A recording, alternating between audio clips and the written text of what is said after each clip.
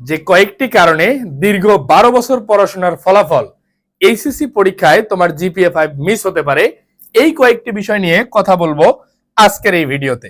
আমরা শিক্ষার্থীদের বিগত কয়েক বছরের পড়ানোর অভিজ্ঞতায় যে জিনিসটা বারবার লক্ষ্য করতেছি, কিছু কিছু শিক্ষার্থীদের মাঝে খুব বেশি ওভার কনফিডেন্স পরিলক্ষিত হয় যে ভাই আমার সব কমপ্লিট, আমি আগেই শেষ করে ফেলছি, আমার তো রিভিশন একবার দিলেই হয়ে যাবে, মানে একটা গা সারা ভাবা, মানে আমি কিছু হয়ে গেছি।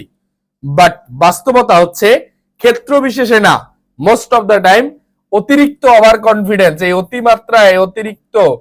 অতিমাত্রায় যাদের ওভার কনফিডেন্স তারা ভাই আসলে এইচএসসি তে জিপিএ 5টা আর পেয়ে বসে না।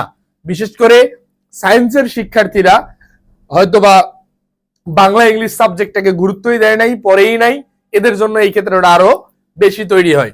রেগুলার নতুন নতুন পরিকল্পনা বানানো, হায় আল্লাহ, প্রত্যেকদিন প্ল্যান, প্রত্যেকদিন রুটিন। এই রুটিন বানাইতে সে 2 ঘন্টা খেয়ে ফেলছে, প্ল্যান বানাতে 2 ঘন্টা খেয়ে ফেলছে, কিন্তু সে পড়াশোনার কিন্তু আলটিমেটলি কিছুই করতেছে না। নতুন ভাবে শুরু থেকে সব বই পড়তে যাওয়া। এখনো অনেক শিক্ষার্থী আছো যারা প্ল্যান করতেছো যে ভাই আমি প্রথম থেকে আবার সব কিছু রিভিশন করব।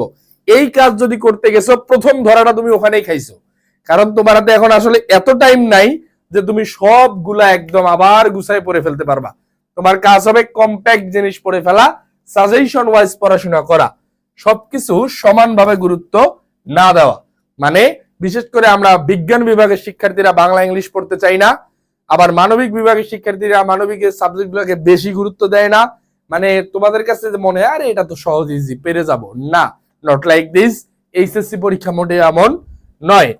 খারাপ সঙ্গ এবং আড্ডাবাজি ত্যাগ করতে না পারা, তোমার যদি ইন্টারমিডিয়েটের এই পর্যায়ে এসে পরীক্ষার লাস্ট মোমেন্টেও তুমি তোমার আড্ডাবাজি খারাপ সঙ্গ থেকে বের হতে না পারো, তোমার জন্য আলটিমেটলি এইচএসসির জিপিএ 5 সম্ভব না। আর এই সকল বিষয়ের একটা পরিকল্পিত এবং প্ল্যান মাফিক একটা রোডম্যাপ নিয়ে হাজির হয়েছি আমরা এইচএসসির ফাইনাল শো ব্যাচে। এই এইচএসসি 2025 সালের যারা পরীক্ষা দিবা তাদের জন্য ফাইনাল শো ব্যাচে আসলে কি কি থাকছে একদম এইচএসসি ফার্স্ট পেপার সেকেন্ড পেপারের 200 মার্কের পূর্ণাঙ্গ কম্প্যাক্ট প্রস্তুতি, মানে সাজেশন ওয়াইজ প্রস্তুতি, বাংলা আইসিডির সাজেশন এবং গুরুত্বপূর্ণ কিছু ক্লাস থাকতে পারে। এর পাশাপাশি তোমার টপিক বাছাই করে রেগুলার পড়া দেয়া এবং পড়া আদায় করে নেয়া,